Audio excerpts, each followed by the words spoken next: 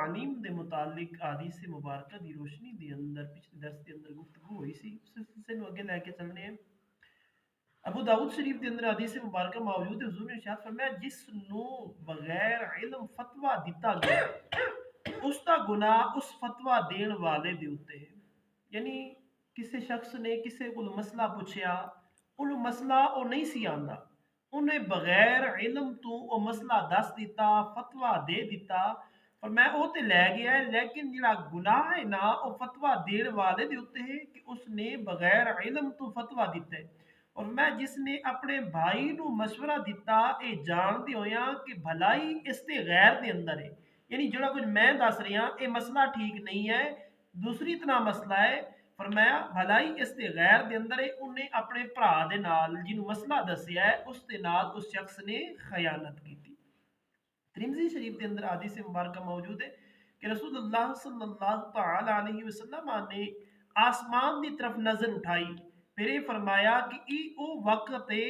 کہ لوگوں کو علم جدا کر دیتا جائے گا۔ فرمایا لوگوں کو علم جدا کر دیتا جائے گا، یہاں تک کہ علم دی کسی گل دے اتے کوئی بندہ قادر نہیں ہوئے گا، یعنی کسی بندے دے کول بھی علم باقی نہیں رہے گا، سارے دے سارے بے علم ہو جان گے، عالم دین کوئی باقی نہیں رہے گا۔ بخاری اور مسلم شریف کے اندر حدیث مبارکہ موجود ہے، آقا علیہ الصلوۃ والسلام نے ارشاد فرمایا اللہ تعالی علم نو اس طرح نہیں قبض کرے گا کہ لوگوں دے سینے دے وچوں کڈ دے۔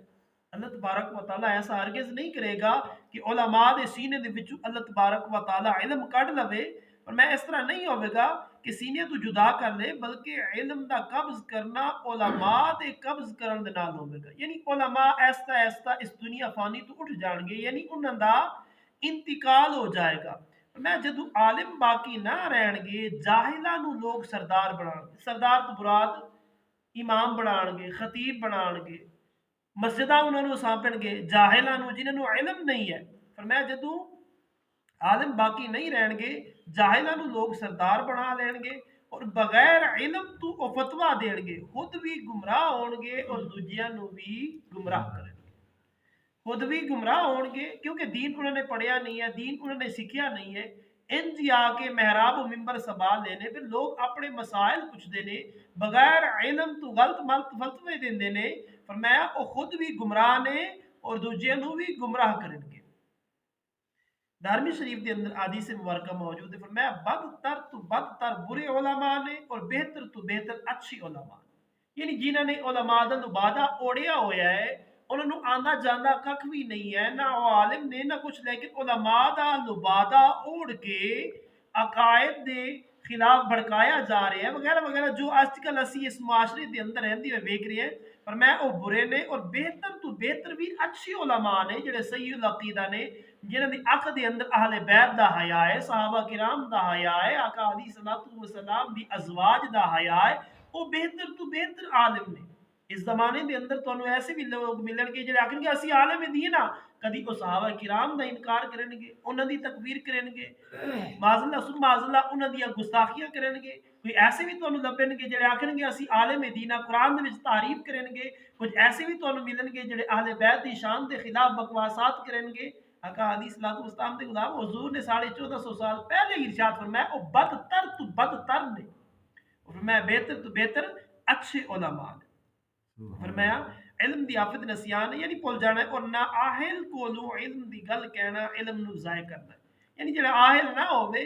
اس نو علم دی گل کہنا علم نو ضائع کرنا ہے۔ ابن سیرین نے فرمایا، آقا علیہ السلام دی حدیث مبارکہ موجود ہے، فرمایا اے علم دین ہے، اے علم دین ہے، تانوں ویکھنا چاہیدا ہے کہ کس کولو اپنا دین لیندے ہو۔ اس حدیث مبارکہ کے اندر اگرچہ یہ ایک سطر ہے لیکن اس دے اندر بہت ہی بڑا راز چھپے۔ حضور فرمایا یہ علم دین ہے، جدو تسی کسی کو پڑھن جاؤ نا تسی یہ سوچ لو کہ میں علم دین کدے کو لیندا پئی، کیا میں کدھر ایسے شخص کول تا نہیں جا کے بہ گیا جڑا گستاخ اہل بیت ہے، کیا میں کسی ایسے شخص نو استاذ تے نہیں بنا لیا جڑا گستاخ صحابہ ہے،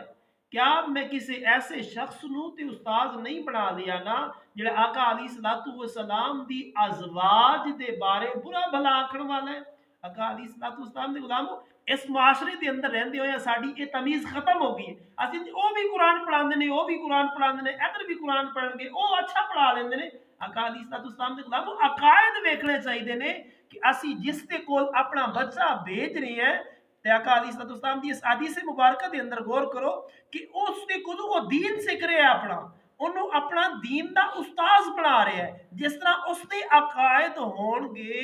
اسی طرح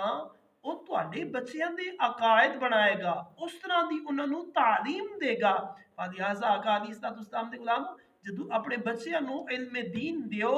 کسی اچھے استاذ دا انتخاب کرو، سب تو پہلے جانچ پڑتال کرو کہ اسی جس استاذ دے کول اپنے بچیاں نوں بھیجیا ہے کدھر اس دے دل دے اندر بغض اہل بیت تے نہیں ہے، کدھر اس دے دل دے اندر بغض صحابہ تے نہیں ہے، کدھر او قرآن پاک دی تعریف تے نہیں کرن والا، کدھر آقا علیہ الصلوۃ والسلام دی شان دے اندر تحریف تے نہیں کرن والا۔ اینا چیزاں نوں سوچ سمجھ کے پھر اپنے بچیاں دا دینی استاذ چننا چاہیے ہے، بچیاں دے دینی استاذ دا انتخاب کرنا چاہیے۔ دعائے خالق کی کائنات مالک ارد السماوات تانوں مینوں اسی سارے دنیا دے اندر رہندے آیا فکر آخرت رکھن، خاص کر صحیح عقیدہ دی رہنمائی لین دی توفیق عطا فرمائے، بد عقیدیاں تو اللہ تبارک و تعالی تانوں مینوں اسی سارے ساڈیاں اولاداں نوں محفوظ فرمائے۔ وما علینا الا البلاغ۔